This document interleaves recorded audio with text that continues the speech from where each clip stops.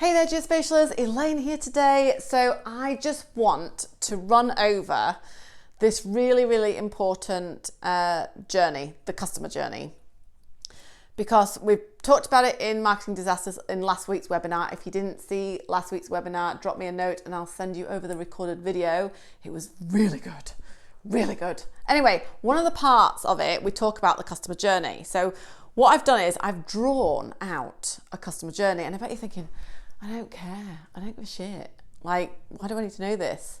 I just need to sell more stuff. Yeah, precisely. But if you get this little bit right, this is actually one of the main parts or the tricks. Can you call it a trick? But it's a main part of what you guys need to do in your marketing. If you get this right, it makes the flow of leads, inquiries, referrals, everything come to you so much easier. So let me explain. So the first things first, okay? So what I've done is this is focused, this little video here I'm going to talk to you about now is for sellers of products. So if you're selling laser scanners, GPS systems, GNSS, I don't know, Amberg systems, that's probably a brand. Anything related to a product, a physical product where you're shipping that product. Could be software. You could put software in there.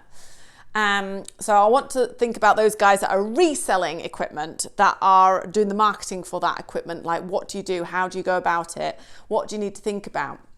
So first things first, we need to start with the focus. So who you're actually going to talk about. So the first thing we need to look at is who is the buyer.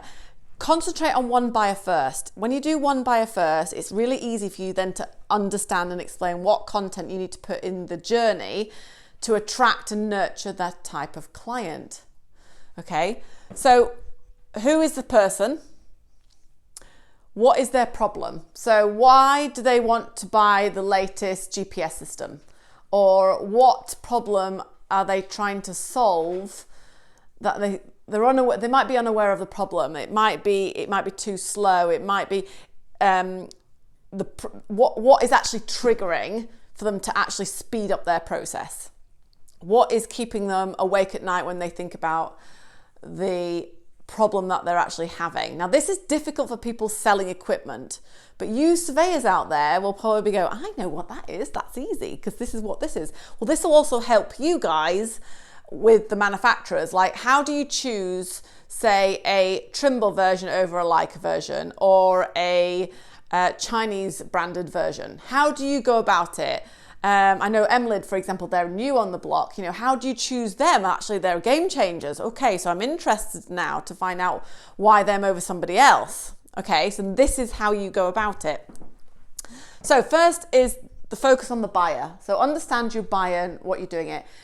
When we do this with our clients and also within the academy, the training academy for marketing, training for geospatialers, we talk about the buyer's pain points. We talk about who the guide is for that buyer, who the guide is for that. And we use brandscaping. What's he called? I will get his name. It's gone off the top of my head, but I will get his name. I'll stick it in this link.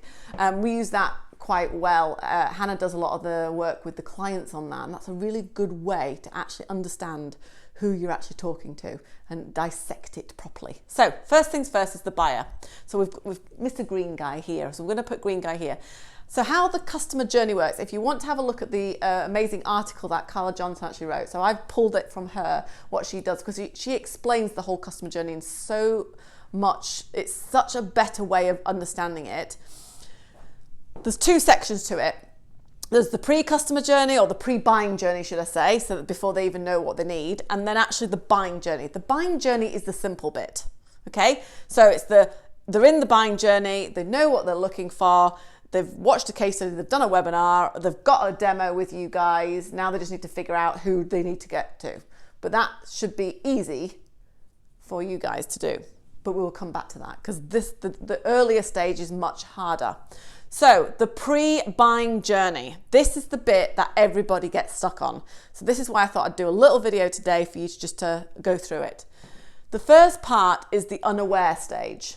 So they might be going about their day-to-day business as a surveyor and they're not using GPS as an example. It's probably a crap example, but it's a good example, sort of an example. So they're going about their business. They have a problem, but they're unaware of the problem. And it could be to do, let's do it for speed and time to get something done faster. Okay. So they're unaware of it. So that's the first stage in the pre-buying journey and the customer journey. Then there's the awareness stage. So then they're aware of their issue because it's actually costing them time to get the job done, which they're slower at.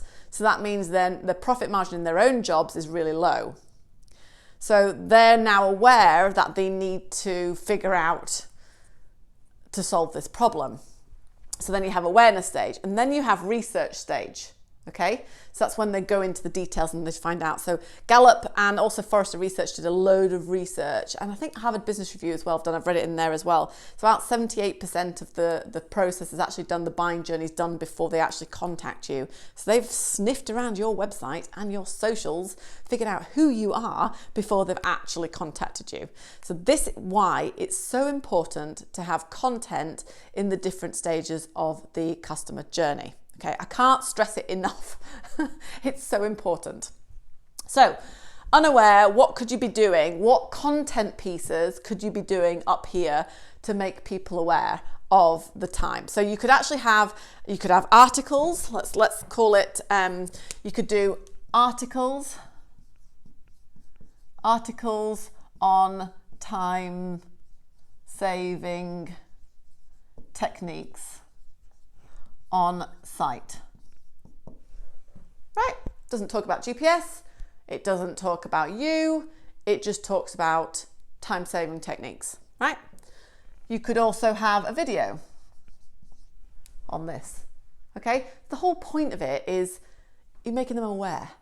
Making them aware so they go, that's really interesting. Who is this guy? Who is this person? Who's this lady that's just done this video? I want to know more. So the whole point of it is making them aware of the problem, not the product. Of the problem, not the product. Okay? From there, then they're aware. So you could fill this out loads. And the reason why I do it on the board is because it's so much easier then to understand what this buyer here, when they're unaware, what is the problems and what do I need to write down there. Okay?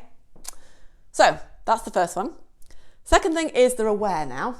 Now they're aware. So in the awareness stage, this could be exhibitions. It could be exhibitions in the unaware stage if they're going to, say, Geo Week or Into Geo or Geo Business or whatever, and they're attending a show. But, so I've put exhibitions here as something that you can have on there. Now, please, guys, with your exhibition stands, make sure it says what you do on the tin. Okay? If you're a GPS reseller, then actually specify what it does and then specify some of the problems that you solve. Okay, this is another thing, is because you can go around the exhibitions. I know I'm going off on a tangent here and go, well, still don't know what they do. Okay, so exhibitions, awareness. So what could we do with awareness stage? What could we do at an exhibition, as an example, to actually make them more aware?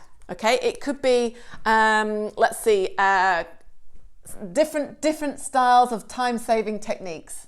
So time-saving white paper. Or, even better, talk.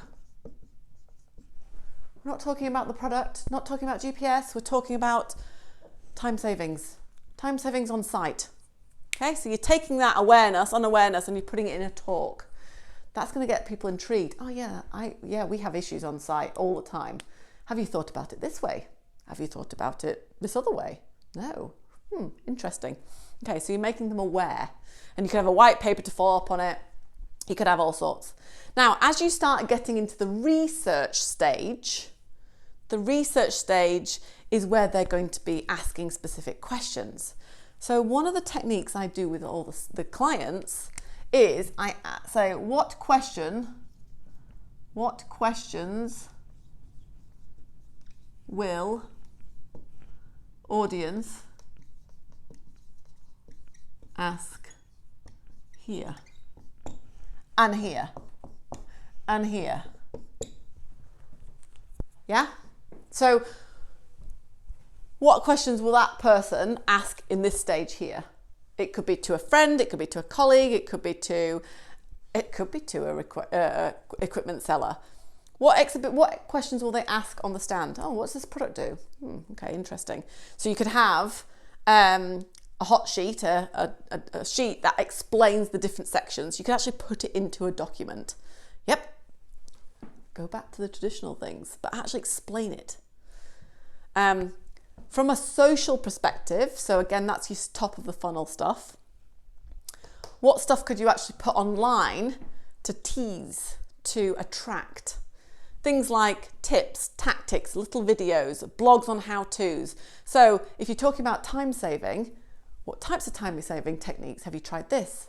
So stuff that people can then go, oh, I'm going to use that and put that into my day-to-day job. Or you could have how-to blog sections on certain things or talks you've had with different companies.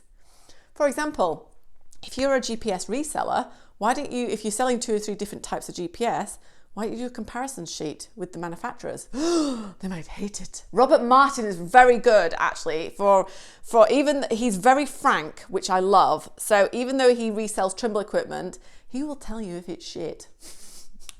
Because he's coming about it from a surveyor's perspective. He's also got a brand reputation to uphold, so he's going to tell you the truth. Therefore, he attracts more people to him because they know he's not going to bullshit them. Think about it.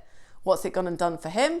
He's got more sales. He's probably sold into other competitors. The surveyors have gone, who they've preferred a different brand. They've probably come to him because they actually like his candidness. Think about it. So it doesn't matter if you're doing comparisons. And I've heard it before. We can't compare with the competition because we don't know. Do the research. Find out. Really good to actually do comparisons. Marcus Sheridan, if you don't know Marcus Sheridan, who is amazing, his book, I'll put it in this link, is also fantastic about how you can do you can call out your competition in a good way. These are the top 5 experts in GPS sales. This person, this person, this person. Yeah, they might be your competition, but it doesn't matter. You're the main hub that people are finding when they do their research and they find you on their website. Think about it. So that's another thing to think about. Then, of course, you're getting in towards the buying journey. So the buying journey is going to go into more things like educational, webinars. So the webinars can be educational. I usually say no selling on the webinars. So if you've got GPS on there and you're selling GPS, don't do it about selling. Do it about the time savings or something around choosing your first GPS or choosing your 5th GPS, whatever you want to do. And then at the end, you can have an offer. You can actually have an offer. By the way, guys, we're doing a special offer at the moment. Black Friday, since it's coming up to Black Friday, this is the offer. You get this product with this, this, and this if you buy this package today as an offer. But you're not doing the whole webinar and selling, it's purely educational. Okay, so then when you get them into the marketing qualified leads, so the guys that sign up to these webinars are what we class as marketing qualified leads. They just need now nurturing, so they're going to go back into this stage here to be nurtured, to send them out some further information, to give them stuff that's going to add value to their life. That's the main point of it. So a warm lead is much better than a cold lead. It just takes longer. Anyways, that's the tutorial for today.